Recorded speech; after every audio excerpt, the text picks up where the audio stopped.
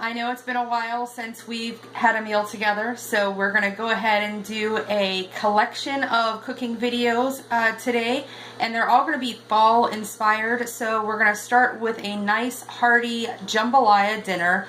This is a dinner you can make your family for $10. That is a great deal. So let's get started. To do our jambalaya, we're going to take the easy way and use the crock pot. This, as a working mom now, is my favorite kitchen utensil. So to do our jambalaya, all we have to do is take 2 cups of rice and just kind of put those right in the bottom of our crock pot. On top of our rice, we're going to add a beautiful package of sliced kielbasa. You can use smoked sausage for this as well. My family prefers the extra spice in the kielbasa. So I sliced down roughly like 3 good kielbasa strips. So about 1.5 of those circular looking guys if you're buying them that way. But my family also does like a lot of meat, so we're adding a good bit in here. I got a lot of people to feed in this family. We've got 6 of us here right now, and that means we eat a lot of meat.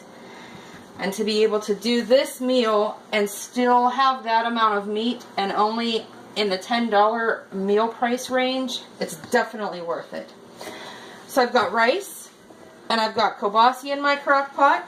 I'm going to add 1 whole can, that means undrained, of the canned chicken. Now you want to make sure you keep all that delicious chicken liquid. That's your chicken broth basically. And there's just no sense in adding a second run of chicken broth if you can use it all from the same can. Alright, the 4th thing I add to my jambalaya is a little minced up onion. Now here's the deal, YouTube. I just told you my secret, but you can't tell my husband because he hates onions. And to his knowledge, there is never onion in anything that I cook. So we're just going to keep this little bit of minced onion to ourselves. So the onion I added was about 1/4 of just a yellow kitchen onion. I minced it down real good and I put it in there with all of our meat and our rice. So as much as my husband doesn't like onions is as much as he does like garlic. So I use a good full teaspoon of minced garlic and I'm going to sprinkle that all over the top there. That's beautiful. Oh, I can smell it. Oh my goodness. I love the smell of garlic. It's wonderful. And with garlic, everybody knows the most favorite component to garlic is the tomato. So this is crushed tomatoes. You can, if you like a little chunkier tomato, you can use diced tomatoes in a can. But you want to make sure you get a great big can of that. And I'm just dumping that right on top. Now jambalaya traditionally has a little zing and spice to it. So in order for us to get that heat that I so love, I am adding a green chili cilantro packet of cooking sauce right in with that there.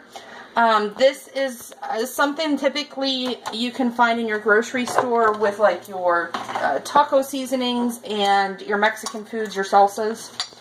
And then to finish it off, I've got some ground cumin, and I am just going to, like a salt shaker, I am going to sprinkle that right on top. And that is the main base to our jambalaya. Now you can also do a little S&P to taste. Personally, I let my family do that at the table because as much as I love salt, some of them tend to think I overdo it. So I'm going to go ahead and just mix all of this real nicely together in my crock pot.